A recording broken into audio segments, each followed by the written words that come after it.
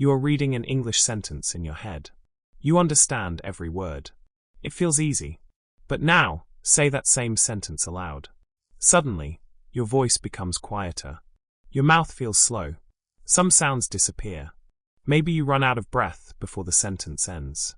Here is the important difference. Understanding English in your head and producing English with your mouth are two different skills. Try something with me right now. Say this sentence aloud. I worked late last night, but I finished everything.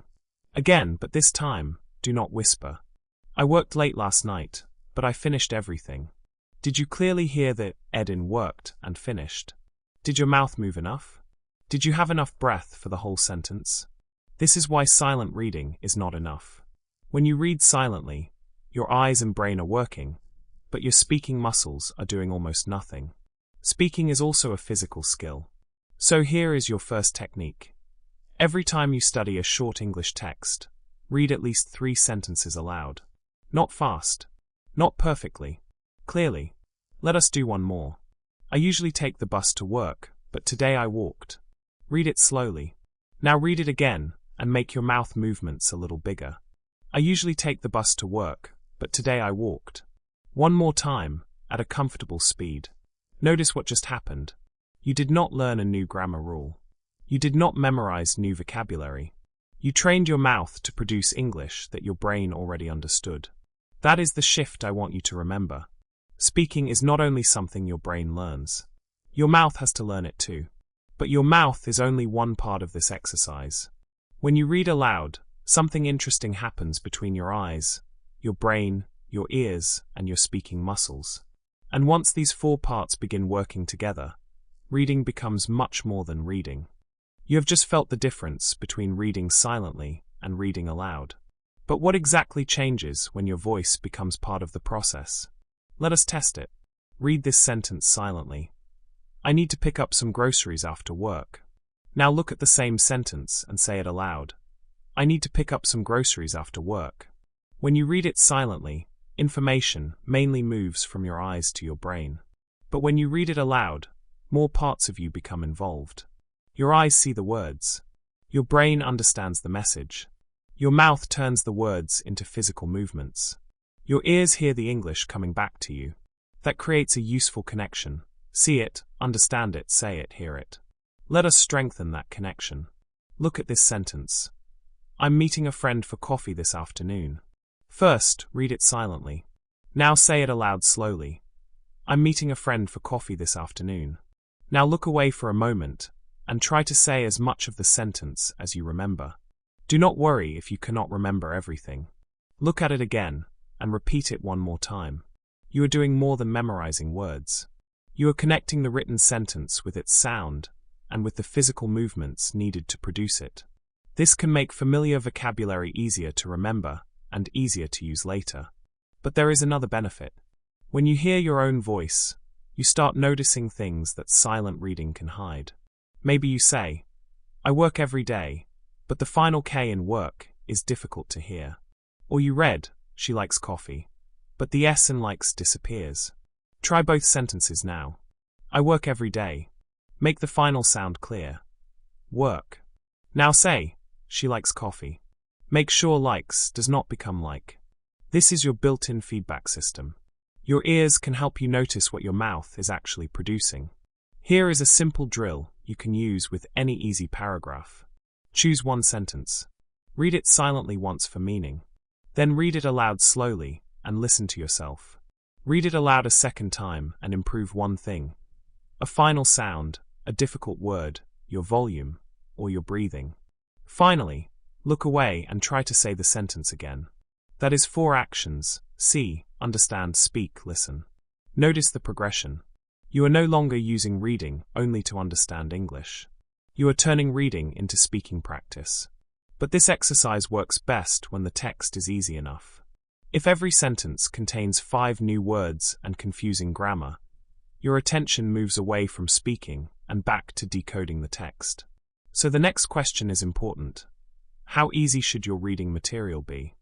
Now you know that reading aloud connects your eyes, brain, ears, and mouth. But there is a common mistake that can make this practice much harder than it needs to be. choosing material that is too difficult. Imagine opening an English article and reading this sentence.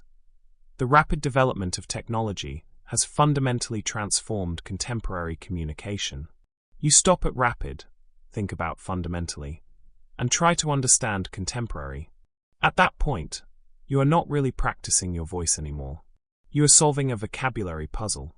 For read aloud practice, your text should feel easy. A useful rule is this: you should understand about 90% or more of what you are reading. You do not need to know every single word. 1 or 2 unfamiliar words are fine. But you should be able to follow the meaning without constantly stopping to use a dictionary. Remember, the main goal of this exercise is not to learn difficult vocabulary. The goal is to train your mouth to produce English smoothly and clearly. Let us compare 2 examples. First, despite the unfavorable weather conditions, the participants proceeded with the scheduled outdoor activities. Now compare it with, it was raining, but we still went outside. We put on our jackets and walked to the park. If you are a beginner or intermediate learner, the second version may be much better for speaking practice. The ideas are clear. The words are familiar. Your brain does not have to fight with the meaning, so you can pay attention to your mouth, your voice, your breathing, and your pronunciation. Here is a quick test you can use when choosing a text. Read 1 paragraph silently. If you can understand the main idea immediately, and there are only a few unfamiliar words, keep it. If you need to translate sentence after sentence, choose something easier. And if a text feels almost too easy, that can actually be a good sign. Easy reading material can be excellent speaking material. So where can you find it? Graded readers are a great option because they are written for different English levels. You can choose a story that matches your current ability instead of struggling through a book written for advanced readers. Simple children's stories can also work, especially stories with everyday actions and clear sentences. You can also use short dialogues or simple texts about daily life. The important question is not, does this text look impressive? The question is, can I say these sentences aloud without spending all my energy understanding them? Let us practice with a short text now. Anna gets up at 7 every morning. She makes a cup of coffee and eats breakfast in the kitchen. At 8, she leaves home and walks to the bus stop. She usually listens to music on her way to work. Before reading it aloud, check the difficulty. Did you understand almost everything? If yes, this is exactly the kind of text we want. Now read the first sentence aloud. Anna gets up at 7 every morning. Continue with the second sentence. She makes a cup of coffee and eats breakfast in the kitchen. Notice how much attention you can give to your pronunciation when the meaning is already clear. Now make the exercise slightly harder. Look away and describe Anna's morning using your own words. You might say, Anna gets up at 7. She has coffee and breakfast. Then she goes to the bus stop. Your version does not need to match the original. You have just moved from reading to speaking. Here is another useful test. After reading a paragraph aloud, ask yourself 3 questions. Did I understand it without translating every sentence? Could I keep reading without stopping every few words? Could I focus on how my English sounded? If the answer is yes, the level is probably right. Do not choose difficult material just because you think difficult English will make you improve faster. For this exercise, easier can be more effective because it gives your speaking muscles more successful repetitions. But choosing the right text is only half of the practice. You can have a perfect beginner-friendly story and still read it too quickly, swallow the ending sounds, and barely move your mouth. So next, we are going to change how you read, slower, clearer, and with much bigger mouth movements. Now you have an easy text that you can understand without translating every sentence. The next mistake is surprisingly common. You try to read it as fast as possible. Fast reading may feel like fluent English, but if your mouth is not ready, speed can make your pronunciation less clear.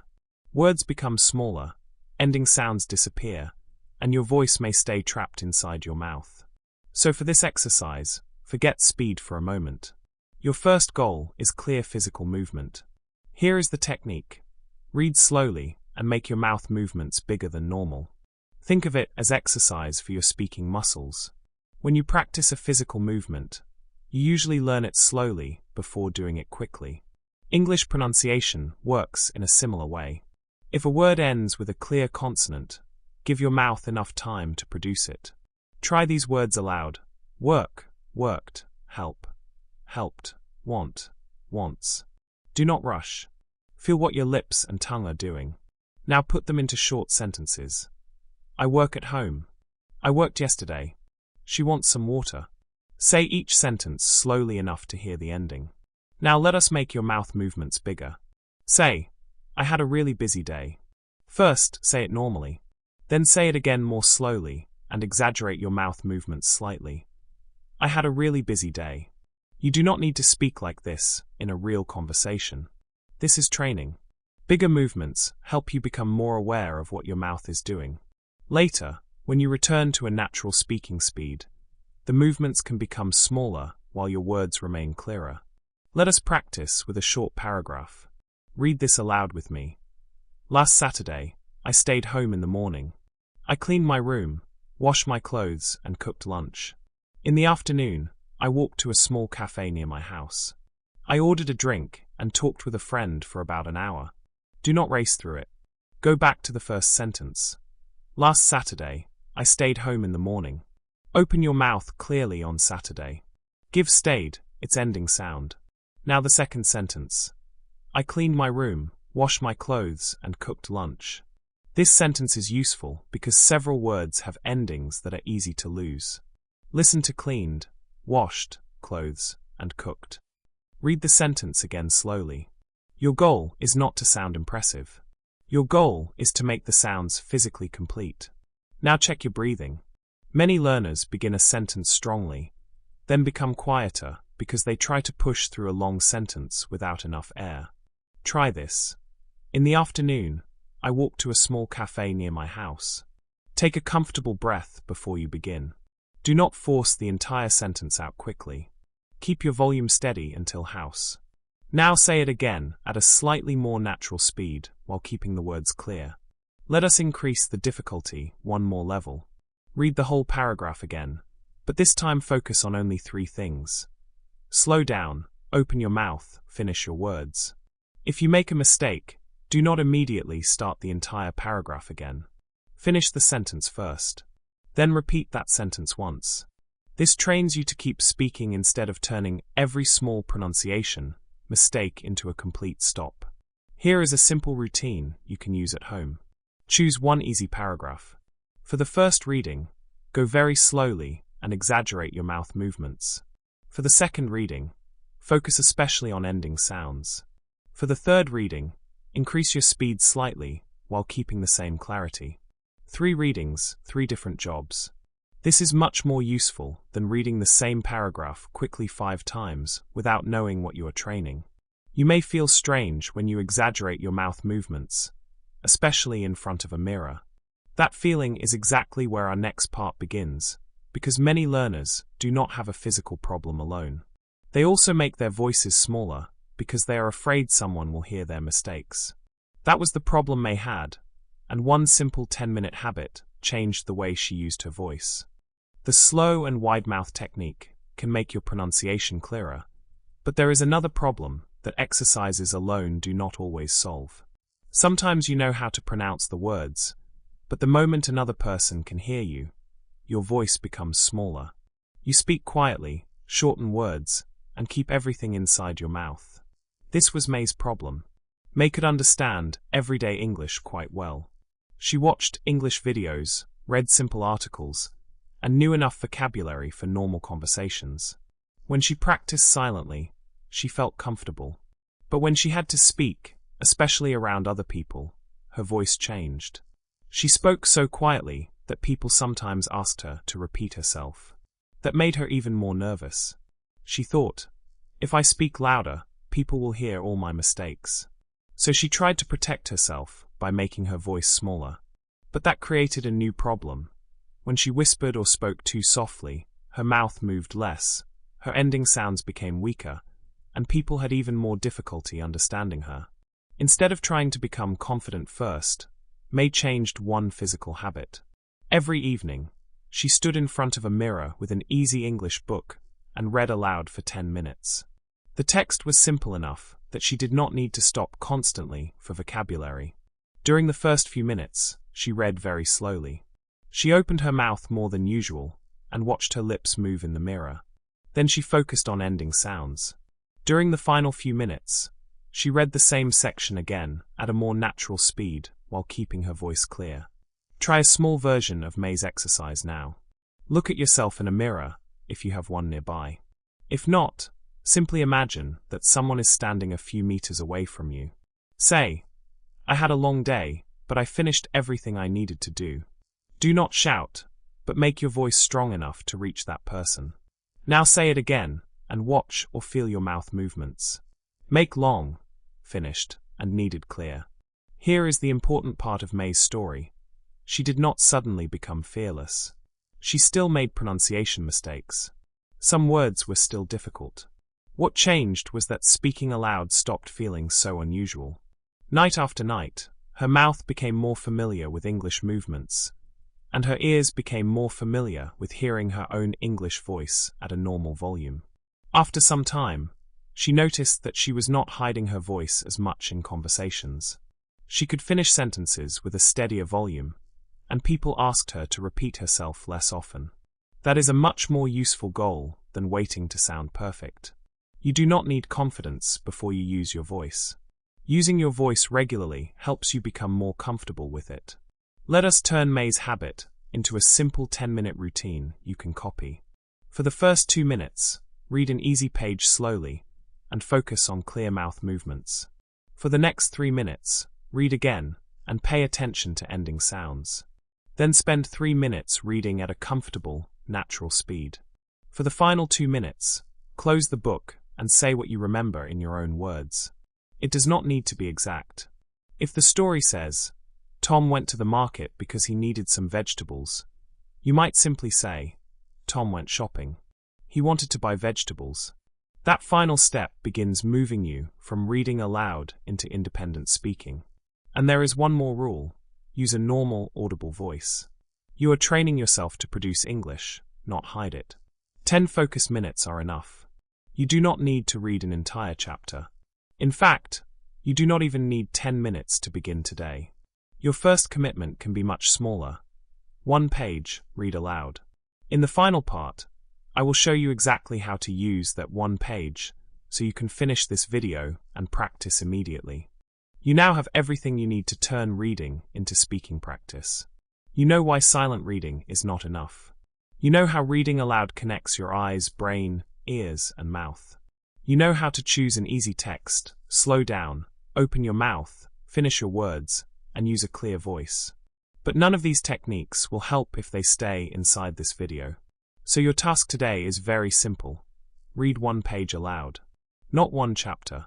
Not 30 minutes. Just 1 page. Choose a graded reader, a simple story, or any English text that you understand at least 90% of. First, read the page silently once so you understand what is happening. Then start again and read it aloud very slowly. Make your mouth movements bigger than usual, and pay attention to your ending sounds. Do not worry about sounding natural yet. Your job is to make every word physically clear. Then read the same page 1 more time. This time, use a comfortable speaking speed and a normal, audible voice. Keep your volume steady. If you make a mistake, finish the sentence before correcting it. Do not turn one small mistake into a complete stop. When you reach the bottom of the page, close the book. Without looking, say 2 or 3 sentences about what you just read. Use your own English. The sentences can be simple. You are making an important transition, from seeing English, to producing English, to speaking without the text. That is your complete practice for today. 1 page, 2 readings, then a short retelling. You may still miss some sounds. You may still need to slow down. That is fine. The goal is not perfect pronunciation after 1 practice session.